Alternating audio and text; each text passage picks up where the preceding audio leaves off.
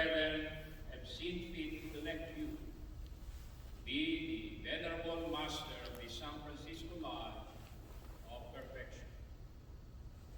Before your investiture, it is necessary that you should signify your assent to certain charges and regulations which define the duty of a master of a lodge of perfection.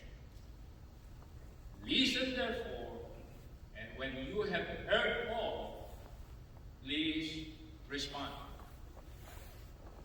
You agree to respect and obey the authorities of the ancient and accepted Scottish rite of Freemasonry, supreme and subordinate, according to their stations, to uphold the dignity and honor of the right, and strictly to conform to all the edicts of the Supreme Council. You agree that an avowed atheist cannot lawfully be made a Mason, and that any higher body which receives him is necessarily not Mason. You agree that every Mason should pursue some reputable occupation, should live decorously and decently, and should act with honor, fidelity, and generosity toward all men. You agree to be cautious to admit none but good men into your lodge, to receive no one who does not do his duty as a Blue Lodge Mason, or is not of good character, intelligent, and respectable. You agree to be the advocate and supporter of good government, to submit peaceably to the will of the majority when legally expressed, to pay proper respect to the constituted authorities of your country, and endeavor to be of service to it and the society in which you live. You promise to be impartial and upright in your seat as master, to be modest in your carriage and behavior, courteous to all men, and faithful to your love. You submit these charges and promise to support these regulations. My brother, your assent to these charges and regulations justifies the confidence which your brethren have reposed in you, and authorizes me to install you as venerable master of the San Francisco Lodge of Perfection. You are to arouse the indolent, encourage the despondent, and invite the unreflecting to do something. The influence which shall be felt beyond the limits of the lodge. Something for the state, something for society, and something for humanity. See to it that their masonry does not evaporate in mere words and vain professions, that they do not lay it aside when they retire from the lodge, that their vows are not vaguely remembered and little regarded.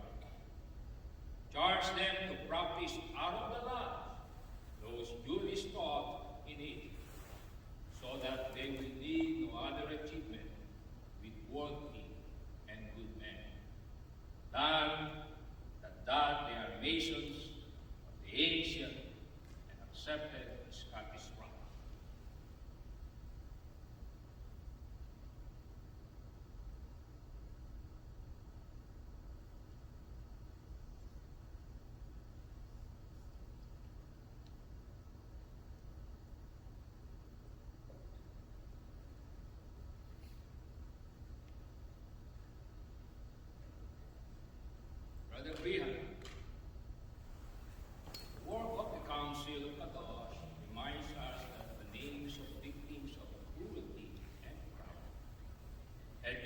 religion on the pages of history. Among them, Socrates, who saw the truth and persisted with question until others were forced to answer truthfully. He whom an ungrateful populace forced to drink the fatal hemlock. The Malay and his wardens, the victims of Nespa, who feigned horror at impiety and blackened the character of their victims to justify their murders. And Galileo, who rashly ventured to demonstrate that the earth was not stationary on the center about which the sun revolved. Those who claim to be the interpreters of God's words imprisoned him.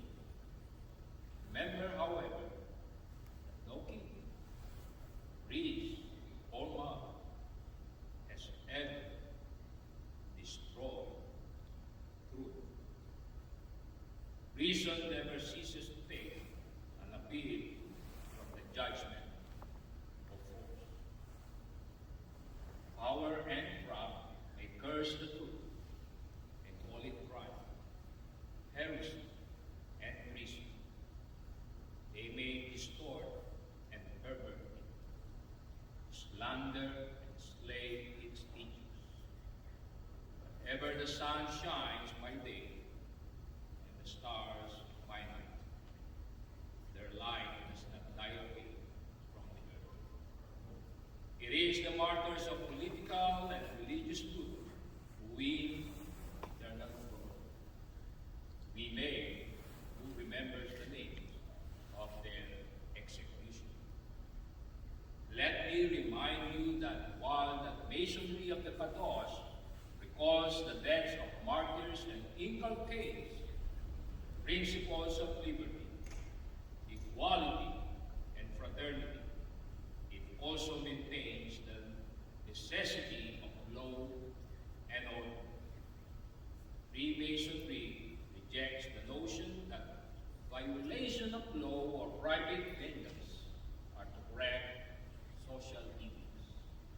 The Kadosh, as you know, have no pride of revenge, but say, vengeance is mine,